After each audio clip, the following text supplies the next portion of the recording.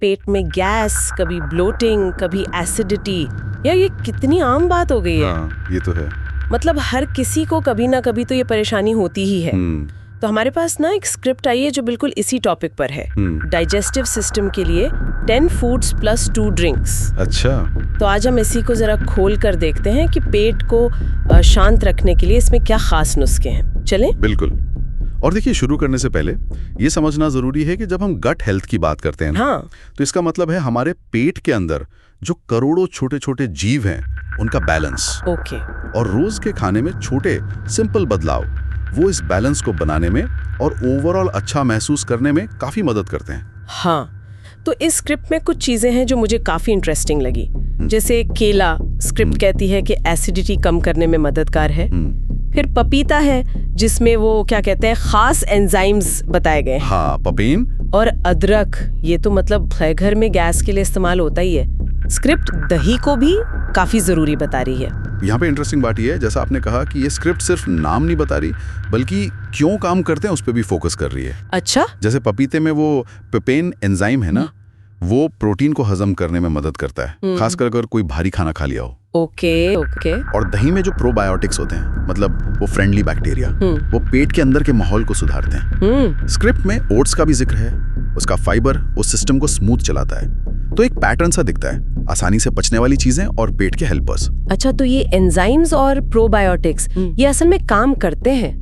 पर एक सवाल है, जैसे कुछ लोग कहते हैं कि दही ठंडी होती है, सर्दी जुकाम में नहीं खानी चाहिए।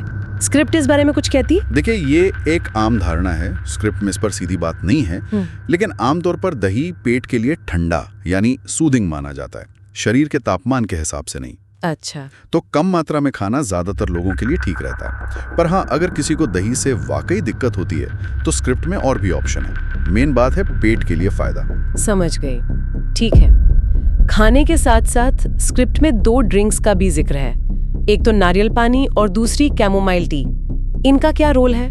देखिए, नारियल पानी तो हाइड्रेशन और इलेक्ट्रोलाइट्स के लिए बेहतरीन है और पेट पर बहुत हल्का रहता है, तो ब्लोटिंग कम करने में मदद कर सकता है।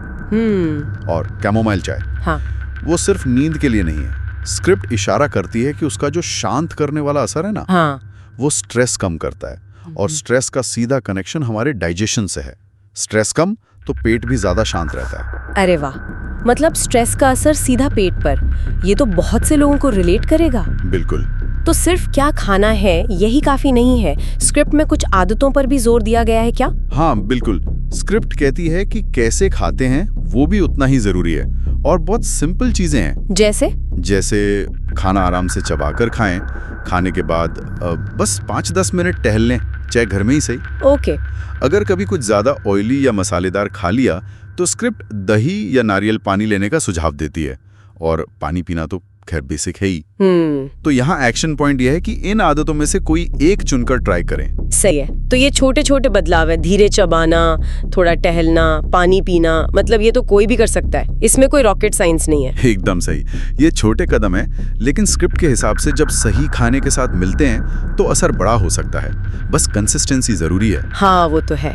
पेट की सेहत को एक दिन का काम नहीं है, ये रोज की थोड़ी थोड़ी कोशिश है। तो इस पूरी बातचीत का और स्क्रिप्ट का सार ये निकलता है कि कुछ आसानी से पचने वाले फल जैसे केला, पपीता, फाइबर के लिए ओट्स, पेट के दोस्त यानी प्रोबायोटिक्स जैसे दही में, और कुछ शांत करने वाले ड्रिंक्स जैसे नारियल पानी और कैमोमाइल टी, और साथ में खाने की सिंपल आदतें। मतलब कुल मिलाकर पेट को खुश रखने का ये एक तरह से फॉर्मूला है। बिल्कुल। और एक आखिरी बात जो सोचने लायक है, जो शायद स्क्रिप्ट के दायरे से थोड़ी आगे जाती है, बताइए। वो ये कि पेट की सेहत का कनेक्शन सिर्फ डाइजेशन तक ही नहीं है, इसका असर हमारे मूड पर, हमारी दिन भर की एनर्जी पर भी पड़ता है। अच्छा। हाँ, जब पेट ठीक रहता है ना, तो हम ज्यादा एक्टिव और पॉजिटिव महसूस करते हैं। तो सुनने वालों के लिए ये देखने वाली बात होगी कि स्क्रिप्ट की ये सिंपल चीजें ट्राई करके उन्हें सिर्फ पेट में ही नहीं बल्कि ओवरऑल कैसा महसूस होता है। ये बहुत दिलचस्प पॉइंट है। तो सिर्फ पेट हैप्पी नहीं बल्कि लाइफ भी थोड़ी बेहतर फील हो सकती है। बिल्कुल, कोशिश करके देखने लायक है।